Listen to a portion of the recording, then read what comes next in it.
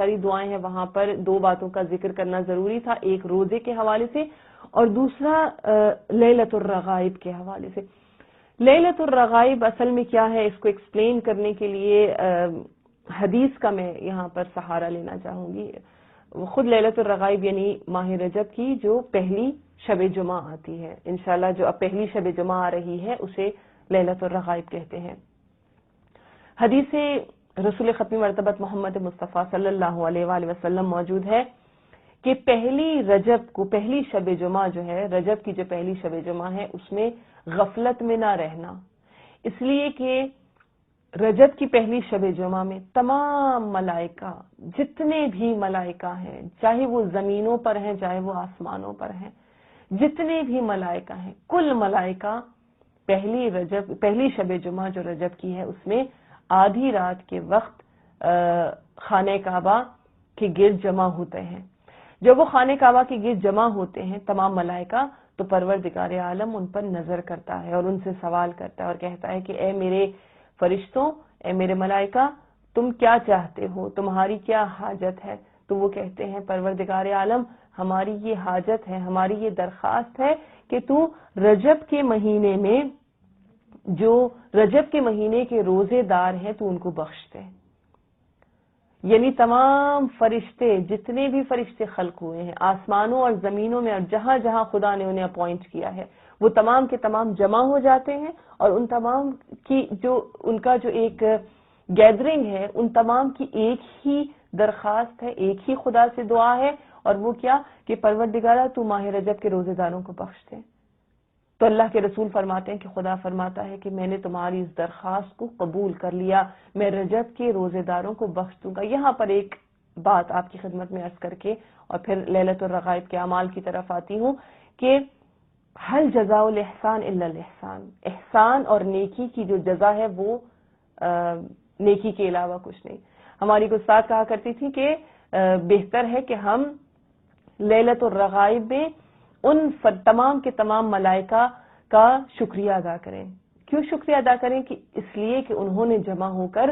رجب کے مہینے میں روزے رکھنے والوں اور رجب کے اعمال کرنے والوں کی مغفرت کی خدا سے دعا کی ہے۔ تو ہمیں ملائکہ کا شکر گزار ہونا چاہیے، ہمیں ان کا شکریہ ادا کرنا چاہیے۔ تو لیلۃ الرغائب یعنی رغبت کرنے والوں کی رات، یعنی جو خدا کی طرف متوجہ جو لوگ ہوتے ہیں ان کی رات ہے۔ اللہ کے رسول فرماتے ہیں کہ پہلی شب جمعہ سے غافل مت ہونا۔ یوں تو ہر شب جمعہ میں ہمیں کوشش کرنی چاہیے کہ انسان خدا کی طرف متوجہ ہو، لیکن خاص طور پر پہلی شب جمعہ کی بہت تاکید ہے۔ اس لیلۃ الرغائب کے حوالے سے جو اعمال کا ذکر ہے، خاص طور پر ایک نماز کا ذکر موجود ہے، لیکن ضروری ہے کہ انسان کوشش یہ کرے، پھر وہی بات ہے جن کے لیے پاسبل ہے کہ وہ پہلی جمعرات کو روزہ رکھیں اور اس کے بعد شب کو جو اعمال ہیں اور خاص طور پر جو نماز ہے اس نماز کو انجام دینے کی، اس نماز کو پڑھنے کی کوشش کریں۔ اس نماز کے حوالے سے اللہ کے رسول فرماتے ہیں کہ جو اس نماز کو ادا کرتا ہے، اور ضائع نماز کی تفصیل مفاتی میں موجود ہے، جن کے پاس مفاتی نہیں ہے بہرحال انٹرنیٹ پر بھی اگر آپ جائیں گوگل پر سرچ کریں یہ تمام چیزیں اب اویلیبل ہیں، موجود ہیں۔ اللہ کے رسول فرماتے ہیں قسم ہے اس خدا کی جس کے دست قدرت میں میری جان ہے، اس نماز کو پڑھنے والے کے تمام گناہوں کو خدا معاف کر دیتا ہے، اگرچہ وہ پہاڑوں کے برابر ہی کیوں نہ ہو، اگرچہ وہ ریگستانوں کے سنگریزوں کے برابر ہی کیوں نہ ہو، اور وہ درختوں کے پتوں کے اور دریاؤں کی جھاگ کے برابر ہی کیوں نہ ہو۔ یعنی یہ ہمیں بتایا جا رہا ہے کہ بعض اوقات یہ مایوسی شیطان ہمارے اندر پیدا کرتا ہے کہ اب تو میں اتنی گناہ گار ہوں، میں نے اتنے گناہ کیے ہیں تو اب میری تو بخشش کی کوئی امید ہی نہیں ہے، میں نے تو بس جہنم میں جانا ہے۔ نہیں، ہمارے اندر وہ امید